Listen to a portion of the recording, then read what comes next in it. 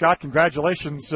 Boy, you'll put the words much better than I can, but this is a team that's come on the road, 3 straight wins after back-to-back home defeats, which anybody would have their dauber down a little bit when that happens, but not these guys. They came back with 3 straight road wins and now 12-1 on the road in 2 years, nearly 2 full years of ASUN play. And Dylan Penn, we asked him why, and he said, well, a lot of it maybe was due to the playing the tough schedule early on in the year and that they kind of just continued to bond together. But what are your thoughts on all of that? Well, first of all, I'm going to tell you, I'm going to start with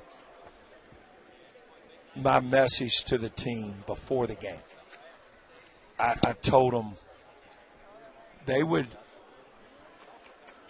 if what they're doing right now is a legacy.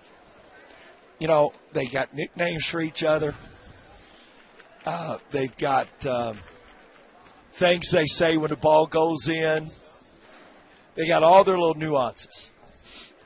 And I told them before the game, when they're in the year 2040. I don't think I'm going to. In the year 2040, they're going to remember all the little nicknames and all the things they called baskets and CJ getting at JB and Bash and Kurt. They're going to remember all that.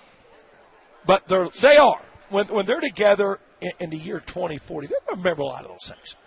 But to clinch, no worse than second in the league, meaning you're guaranteed of a bye in the first round of the conference tournament. You're guaranteed of playing at home. Will be a legacy. That will be in concrete. And that was what this opportunity was about.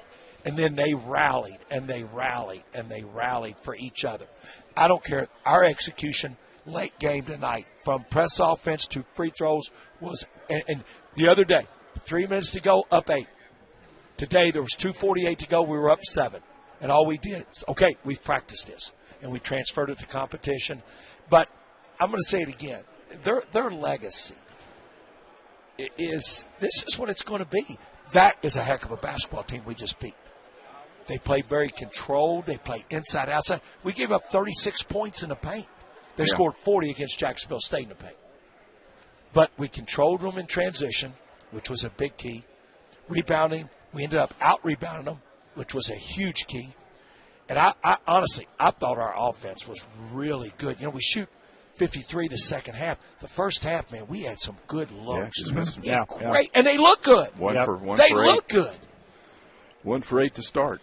One of the phrases that Doug Davenport talked about during some pregame walkthrough defensive drills, film study as well, put them in crowds. Absolutely. And how did you feel did you accomplish what you wanted to do there? Well, yes. You want to make them uncomfortable. And we did. It's not just to steal the ball. We did force 11 turnovers. But it was just this game, if you look at it, it's 30-40, 30-25, 49-44 second half. This game was the ultimate conference game where you know everybody. And you know, it just comes down to moments. Like I always say, a game of moments. And tonight, our execution. How about JB's big offensive rebound down here, man? I didn't even see him. I'm blocked out, and he's got the ball. Kurt gets a great cut to the rim that we had to get some inside action going. You know, CJ and Dylan. Dylan had 3 offensive rebounds and turned them all into points. Well, I'll tell you, the 1-3 that we went inside out, Dylan to Ethan right here at the top of the key. Was a big, huge. Big That's right. basket. Yeah. I'm proud of them. You know, now, have you all gone through what we went through yesterday? No, a little bit, but not much. Okay. The game was a little frantic. So yesterday, practice was at 9:30 because of gym time with both volleyball and women's basketball. Then we sent them to class. 2 o'clock, depart campus. We had a 3:29 flight? 3:59 flight. 3:59. 3:59 flight from Louisville. Nope. We left Louisville, what time, 5:30, 5:40? Somewhere in there. So we miss our connection in Atlanta. We now are put on an 11 p.m. Eastern time flight from Atlanta to Little Rock. Then roughly an hour bus ride from Little Rock to Conway. Arrival here 1:15 Eastern time. Mm-hmm. Central Arkansas was classy. They moved our walkthrough back. But this team, they were never deterred. We had guys studying during the delay. We had guys just hanging out with each other. We had guys. I tell them it's not like this everywhere, and I'm so proud of them. I am incredibly proud of them. And now we've got a 7:00 breakfast, 7:30 bus, and we will be back 2:30 tomorrow afternoon to take off. Maybe. Hopefully. And just so everybody knows, total transparency, it's my fault. It is my fault.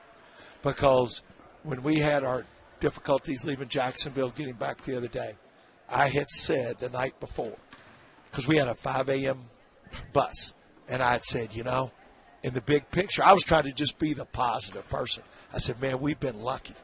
All those West Coast trips, we have not even encountered one little bump in the road, and the next morning we get there, we taxi out, ready to take off, and then back to the gate. And Brad Bluestone to this day still blaming me. He said it's my fault that and then we doubled down on this trip, and it happens to us in Louisville, but it's okay. It's fine. Ladies and gentlemen,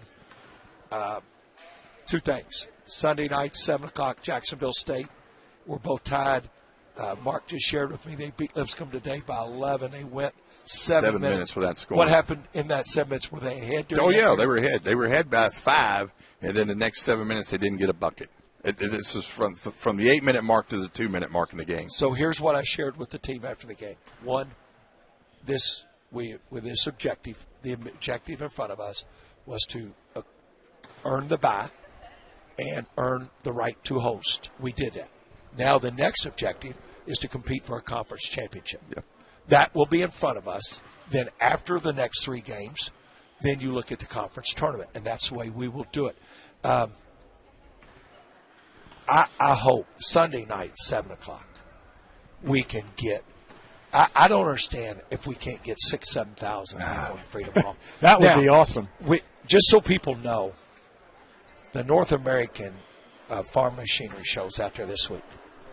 That is roughly 20% of the entire income in Freedom Hall. That staff will be out there all night, Saturday night, all night. Oh, that's right. All night. Moving dirt. To get the women's and men's doubleheader on Sunday. And at least we can do, and out of respect to our players and our program and these hard workers, let's get some people. Let's. This is Louisville, Kentucky college basketball. Let's do that.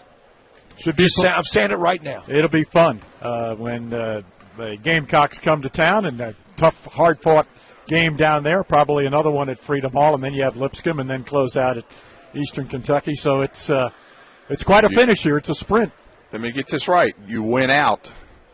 I know we're looking ahead, but if you win out and Liberty loses one more game, we host every game at Freedom Hall, right, in the conference tournament? Yes. Okay. I haven't even looked that far. Well, but the overall every game that we play will be at Freedom Hall. If we were tied with them, they would earn it over us because they beat us head-to-head. Right. We'd have to be lose a game one clear. More. Right. If we were a game clear, and they come right into here Monday night.